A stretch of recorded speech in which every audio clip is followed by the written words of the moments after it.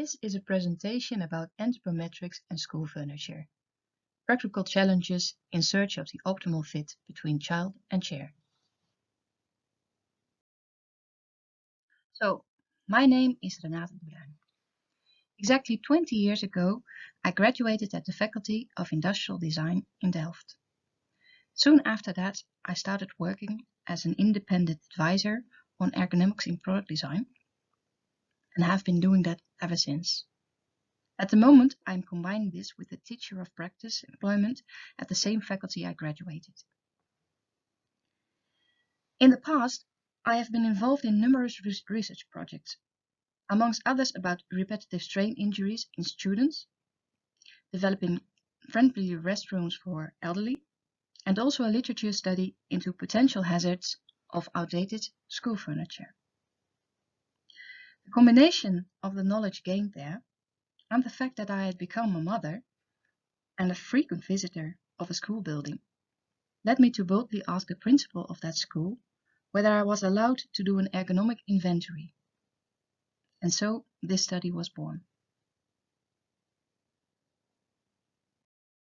So before I continue to tell you more about the study, I would like to show you some things I learned from that previous work.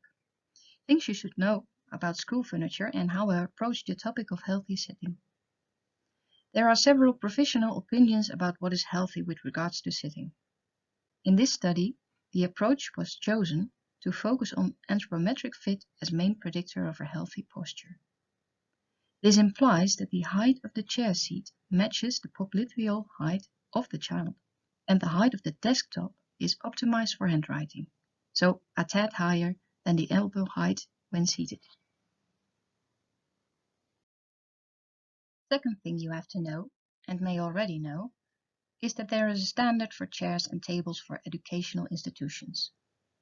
It describes a sizing system for school furniture with 7 consecutive size combinations for chairs and desks. In 2006, the old Dutch standard was replaced by a new European standard. This standard focuses on popliteal height as the best measure to decide on fit, instead of, for instance, stature or age. And it introduces a tool that makes measuring the popliteal height of the individual child easier. Peter de ondermeter, or in English, Peter lower leg meter.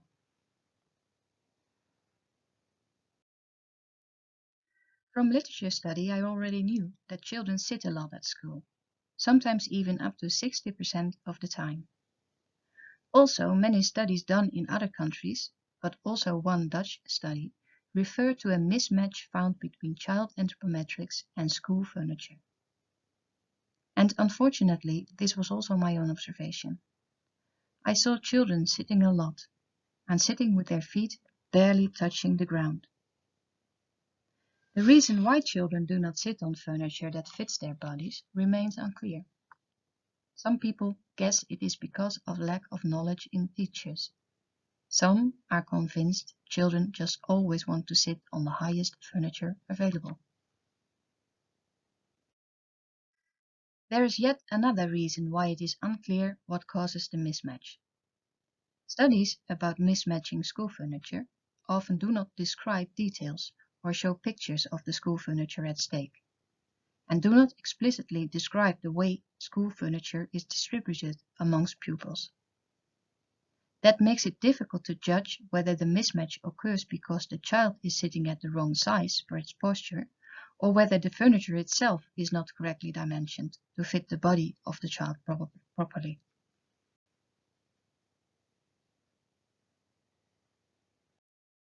Back in the school of my daughters, I decided that school furniture would be the most efficient way to improve ergonomics in the school immediately.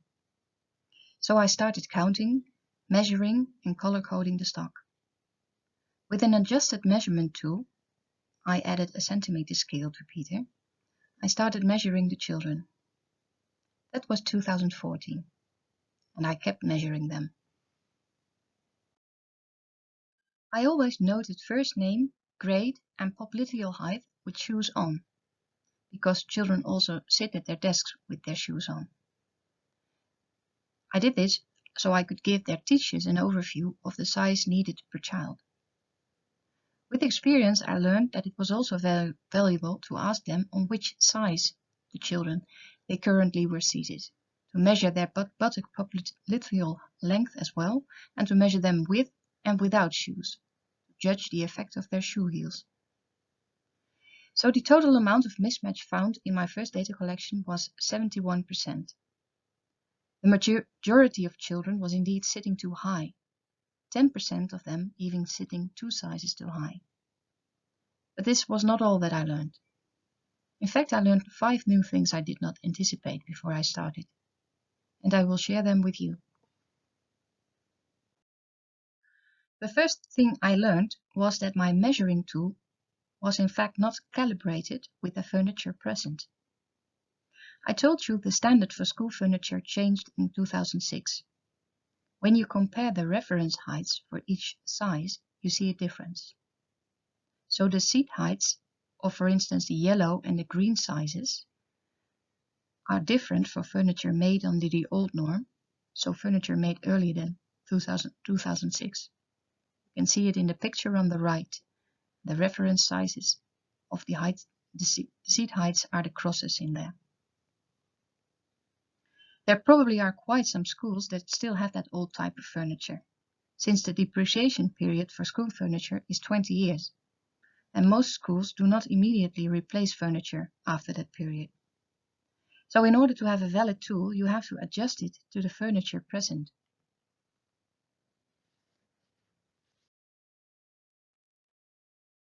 The second finding has to do with adjusting the rule of best anthropometric fit to the context present. I will explain what I mean. The current standard advises to let the child grow to the higher size, and advises to always choose a size at which the popliteal length is as near as possible, but always higher than the seat height. In this way, the feet will always touch the ground fully. However, in Dutch school furniture, almost always a book drawer is present beneath the desktop. That book drawer decreases the seat-to-desk clearance and leaves not much room for growing legs in the vertical plane.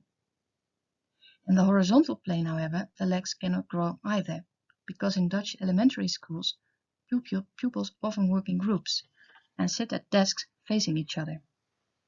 Moving your legs in front of you means passing the territory grounds of your neighbor. So in practice, children say their knees bump against the door and that they sit more comfortably on a higher size. Changing the rule of best fit so the child will step up a size higher when it's halfway, so quicker than you normally would, means that their heels will not touch the ground. But the noses of their feet still will. It is a nice topic of further study to see what ergonomically would be the best suboptimum. Feet that touch the ground fully but then knees bumping against the drawer, or feet that don't touch the ground fully but knees that are free from bumping against drawers. Applying this new rule to the figures of my first observation greatly diminishes the number of children that sit too high from 71% to 38%. Also, the more even distribution suggests this new rule of fit is more in line with natural behavior. Children choosing furniture on which they feel physically more comfortable. The third thing I learned is something positive. Some ergonomists worry about the fixed combination of chair and table. In practice, though, that hardly ever leads to problems. However, what is more tricky is the use of the so-called wiebelkussen, or ergonomic cushions, since they artificially increase the seat height. A lower chair isn't a good solution because then the backrest is too low for good support. Which brings me to the fourth point. I already told you that in the course of the study I also started measuring the upper leg length as well. That has 2 advantages. First of all, it enabled me to control for the effect of shoe heels. I learned that children's shoes sometimes have a heel of even 4 centimeters high.